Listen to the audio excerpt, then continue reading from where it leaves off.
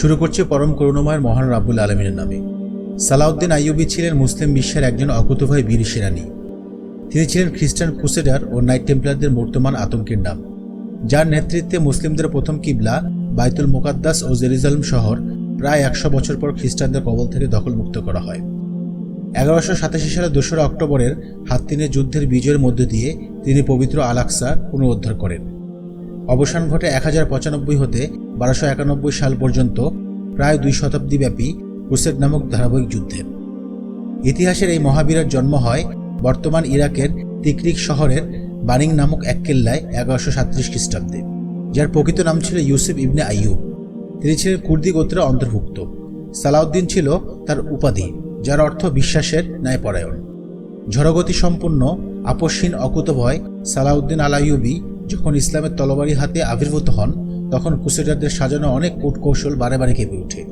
চক্রান্তের জাল ছিলে জেরুজালেমকে ছিনিয়ে এনে শত বছর পর আবার মুসলমানদের হৃদয়ে প্রশান্তি নিয়ে আসেন সুলতান গাজী সালাউদ্দিন আল আইয়ুবী রহিমাহুল্লাহ। চলুন আমরা এখন শুনব এই মুসলিম মহাবীরের মসজিদুল আকসা পুনরুদ্ধারের শ্বাসরুদ্ধকর কাহিনী। এক্ষেত্রে ভিডিওটি অনুগ্রহপূর্বক না টেনে সম্পূর্ণ দেখুন, যাতে পুরো প্রেক্ষাপটটি আপনাদের বোধগম্য হয়।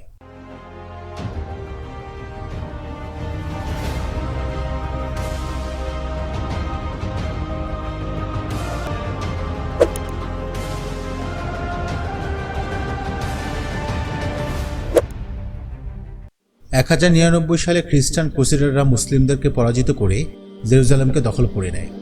বিজয়ের পর ক্রুসেড যোদ্ধারা মুসলমানদের রক্তের বন্যা বইয়ে দেয়। ইউরোপীয়নদের বর্ণনা অনুযায়ী শহরে কি নারী, কি পুরুষ, কি শিশু, কি বৃদ্ধ, যাকেই পাওয়া গিয়েছে তাকেই নিধন করা হয়েছে। বহমান মুসলিমদের রক্তে সেদিন নাকি ঘোড়ার খুর পিছলে যাচ্ছিল।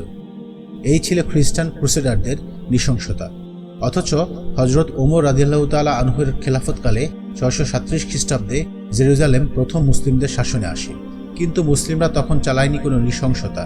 এমনকি ওমর রাদিয়াল্লাহু তাআলা আনহু নিজেই ইয়াহুদি ও খ্রিস্টানদের জানমাল ও ধর্মীয় নিরাপত্তার নিশ্চয়তা দেন। এভাবে জেরুজালেম সকল ধর্মের মানুষের কাছে যাওয়া আসার নিরাপত্তা বিধান করা হয়। ক্রুসেডের ইতিহাস অনেক দীর্ঘ। ১০০০ বছর ধরে চলছে এ ক্রুসেড। গাজী সালাউদ্দিন আইয়ুবী ক্রুসেডের বিরুদ্ধে যে প্রতিরোধ গড়ে তুলেছিল তা বিশ্বকে হতবাক করে দিয়েছিল। কেবল সশস্ত্র সংঘাত নয়, কূটনৈতিক ও সাংস্কৃতিকভাবেও সে যুদ্ধ ছিল সর্বপ্লাবী। ইসলামকে পৃথিবীর বুক থেকে চিরতরে মুছে ফেলার চক্রান্তে মেতে উঠেছিল খ্রিস্টান ক্রুসেডার ও নাইট টেম্পলাররা। একে একে অসংখ্য লোমহর্ষক সংঘাত ও সংঘর্ষে পরাজিত হয়ে বেছে নেয় তারা ষড়যন্ত্রের পথ। মুসলিম দেশগুলোতে ছড়িয়ে দিয়েছিল মদ ও নেশার দ্রব্য। বেহায়াপনা ও চরিত্র হননের স্রোত বইয়ে দিয়েছিল মুসলিম জনপদগুলোতে। একদিকে সশস্ত্র লড়াই, অন্যদিকে কুটিল সাংস্কৃতিক হামলা। এ দুয়ের মোকাবিলা করে মুসলিম মুজাহিদরা জন্ম দেয় এমন সব অবিশ্বাস্য শ্বাসরুদ্ধকর ঘটনার, যা মানুষের কল্পনাকে হার মানায়। ১১৬৩ সালে জেঙ্গি বংশীয় সুলতান নুরউদ্দিন জেঙ্গি সালাউদ্দিনকে ফাতিমীয় খিলাফত মিশরে প্রেরণ করেন। ক্রুসেডারদের আক্রমণের বিরুদ্ধে সামরিক সাফল্যের মাধ্যমে সালাউদ্দিন ফাতিমীয় সরকারের উচ্চ পদে পৌঁছান। ফাতিমীয় খলিফা আল আদিদের সাথে সালাউদ্দিনের ঘনিষ্ঠ সম্পর্ক গড়ে ওঠে। ১১৬৯ সালে তার চাচা শেরকোহ মৃত্যুবরণ করলে এবং ১১৭৪ সালে সুলতান নুরউদ্দিন জেঙ্গির মৃত্যুর অল্পকাল পরেই সালাউদ্দিন সিরিয়া জয় ব্যক্তিগতভাবে তার নেতৃত্বে নিয়ে আসেন। দামেস্কের শাসকের অনুরোধে তিনি শান্তিপূর্ণভাবে শহরে প্রবেশ করেন। ১১৭৫ সালের মধ্যভাগে তিনি হামা ও হিমস জয় করেন। পরবর্তীতে আব্বাসীয় খলিফা আল মুস্তাদি কর্তৃক মিশরে ও সিরিয়ায় তিনি সুলতান ঘোষিত হন। ১১৮২ সালে আলেপ্পো জয়ের মাধ্যমে সালাউদ্দিন সিরিয়া জয় সমাপ্ত করেন। প্রায় ৪ যুগ আগে অপর এক ক্রুসেড যুদ্ধে এই মর্মে বিরতি আসে যে খ্রিস্টানরা মুসলিমদেরকে হজে যাতায়াতে বাধা দেবে না, ব্যবসায় কাফেলাদেরকে ও ধর্মীয় কাজে বিঘ্নতা সৃষ্টি করবে না। কিন্তু ১১৮৮৭ সালের জানুয়ারি মাসে একটি হজযাত্রী কাফেলাকে রোনাল্ড আক্রমণ করে বসেন। আসলে রোনাল্ডের উদ্দেশ্য ছিল সালাউদ্দিনকে যুদ্ধে নামানো। অবস্থা এই ছিল যে জেরুজালেমের শাসক বোল্ডুইন কুষ্ঠরোগে আক্রান্ত হয়ে তার ভাইরা লুসিগনানকে রাষ্ট্র পরিচালনার দায়িত্ব দেন। কিন্তু লুসিগনানের সে ধরনের রাষ্ট্র পরিচালনার দক্ষতা না থাকায় লুসিগনান তার এক প্রাক্তন মৈত্রী রোনাল্ডের সহায়তা নেন সামরিক ক্ষেত্রে। রোনাল্ড একজন রক্তপিপাসু ব্যক্তি ছিলেন। তখন পার্শ্ববর্তী এলাকায় মুসলিমদের ঐক্য ও শক্তি বৃদ্ধি পাচ্ছিল, তাই রোনাল্ড ইচ্ছে করে সালাউদ্দিনকে যুদ্ধে নামিয়ে চূর্ণ করার পরিকল্পনা করেন। এই উদ্দেশ্যে একটি নিরপরাধ ও নিরস্ত্র হজযাত্রী কাফেলাকে আক্রমণ করা হয়েছিল। তারই যথোপযুক্ত জবাব দিতে সুলতান সালাউদ্দিন আইয়ুবী 1187 সালের 4 জুলাই বর্তমান ইসরায়েলের তাইবেরিয়াস নামক স্থানের নিকটবর্তী হাত্তিন শহরে পৌঁছান। ঠিক সে সময় এক যুদ্ধ সংঘটিত হয়, যা ইতিহাসে হাত্তিনের যুদ্ধ নামে পরিচিত। এ যুদ্ধে জেরুজালেমের খ্রিস্টান শাসক ও তার মিত্র ও অন্যান্য শাসক ও ক্রুসেডার নাইট টেম্পলারদের নিয়ে মুখোমুখি হয় সালাউদ্দিন আইয়ুবীর মুসলিম বাহিনীর। মুসলিম বাহিনীর সংখ্যা ছিল 30,000 আর খ্রিস্টান ক্রুসেডারদের সৈন্য সংখ্যা ছিল 20,000, কিন্তু তাদের আরও অতিরিক্ত 1200 সৈন্যের দুর্ধর্ষ অপ্রতিরোধ্য নাইট বাহিনী ছিল। অতঃপর হাত্তিনের প্রান্তরে অকুতোভয় শহীদী চেতনায় বলিয়ান মুসলিম বাহিনীর সাথে দুর্ধর্ষ ক্রুসেডার ও নাইট টেম্পলারদের তুমুল সংঘর্ষ শুরু হয়। কিন্তু মুসলিম বাহিনীর ইমানি চেতনার কাছে টিকে থাকতে পারেনি দুর্ধর্ষ খ্রিস্টান ক্রুসেডাররা। অতঃপর খ্রিস্টান সৈন্যরা বেঘরে মারা পড়ে। বন্দী হতে হয় জেরুজালেমের শাসক সহ উচ্চপদস্থ অফিসার বর্গকে। 4 জুলাই হাত্তিনে এ জয়ে সালাউদ্দিন আইয়ুবী থেমে থাকেনি। তার জানবাজ বাহিনী নিয়ে ক্রমশ এগোতে থাকে পবিত্র ভূমি আল আকসা শহর জেরুজালেমের দিকে।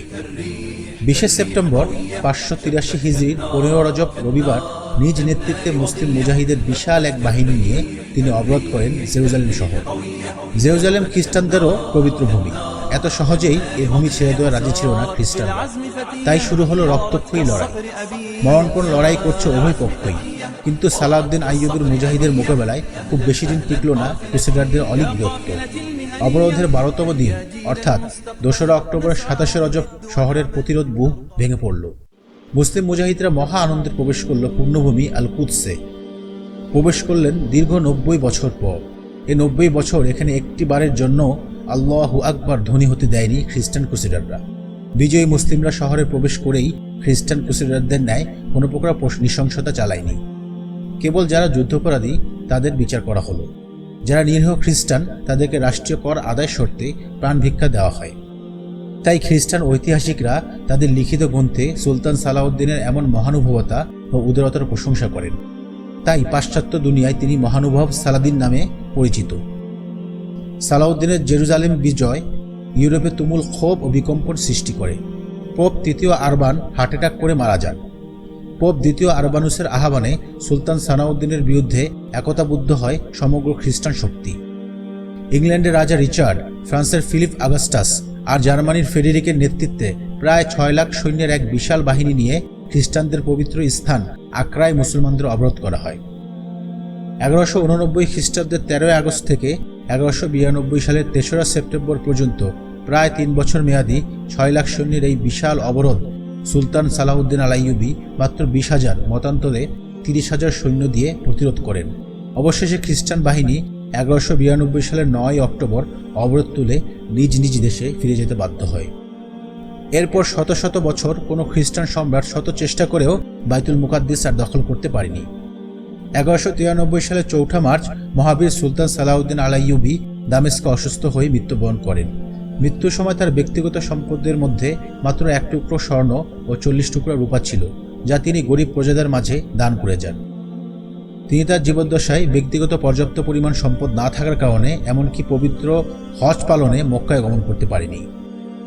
সুলতান সালাউদ্দিন আইয়ুবের ঐতিহাসিক জেরুজালেম বিজয়ের পর হতে 1917 সাল পর্যন্ত অবাধে একাধারে মুসলমানরা জেরুজালেম শাসন করেছে। 1917 সালের পর থেকেই এই অঞ্চলে মুসলমানদের উপর আপতিত বর্তমান জিল্লতি আর জুলুমের সূচনা হয়, যা 1923 সালে ওসমানীয় খিলাফতের পতনের পর থেকে আরও গুরুতর হয়। পশ্চিমা শক্তি ফ্রান্স ও ব্রিটেনের আরব লিভেন্ট বা মিডল ইস্টকে টুকরো টুকরো করে ফেলে। অবশেষে দ্বিতীয় বিশ্বযুদ্ধের পর 1917 সালের বেলফোর চুক্তির মাধ্যমে চূড়ান্তভাবে প্যালেস্টাইনকে জায়োনিজম তথা ইহুদিবাদী শক্তির কাছে হস্তান্তর করা হয়। পরিশেষে বন্ধুরা, আজকে ভিডিও এই পর্যন্তই। আমাদের ভিডিওটি নিশ্চয়ই আপনাদের কাছে ভালো লেগেছে। ভালো লেগে থাকলে অবশ্যই লাইক ও শেয়ার করুন। আর চ্যানেলটিতে এখনও সাবস্ক্রাইব না করে থাকলে এখনই সাবস্ক্রাইব করে পাশে থাকা বেল আইকনটি প্রেস করুন পরবর্তী আপডেটের জন্য। আল্লাহ হাফেজ।